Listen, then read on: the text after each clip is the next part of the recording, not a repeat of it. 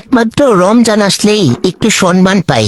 ওই যে সেহরিতে ডাকে, সম্মানিত এলাকাবাসী ঘুম থেকে জাগুন। শ্বশুর বাড়ির লোকজন কেমন জানেন? আপনি যদি একটু বেশি কথা বলেন তাহলে বলবে, বাবা গো বউ কত কথা বলে, বউ বেশি ভালো না। আর যদি আপনি কম কথা বলেন তাহলে বলবে, বউ কথাবার্তা বেশি বলে না, মনে হয় মানুষজন দেখতে পারে না। আর যদি একটু একটু কথা বলেন তাহলে বলবে, ও মা গো মা, বউয়ার মুখে বুলি ফুটছে। এবার বলেন আপনি কোন দিকে যাবেন? শুনেন, মেয়ে মানুষের দুধ, ডিম, কলা, বাদাম এইসব খায় নিম্নে বুদ্ধি বাড়ে না। বুদ্ধি বাড়ে বিয়ের পরে শ্বশুর বাড়ির ব্যবহার আর তাদের তেরা কথায়। ওরা ফাইন তোমরা যে খামাইয়া টুমাইয়া কাজা জগলা কইরা বেড়ে হেলিকপ্টার দিয়ে মুদির কাছে পাঠাই দিলা।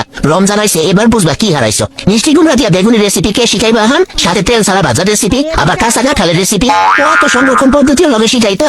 খাইয়ে নেবা সে আলুর চপ বেগুনি এডি খাইবা, ইউনিক কিছু আর খাইতে পারবা না। ডাইলের বড়া বেগুনি আলুর চপ এডি খাইবা। এখন থাকলে কত নতুন নতুন রেসিপি দিল না? হ্যাঁ, অহন খাইবো সব মজার মজার রেসিপি গুলো হান মুটি খাইবো, তোমরা পইয়া থাকো।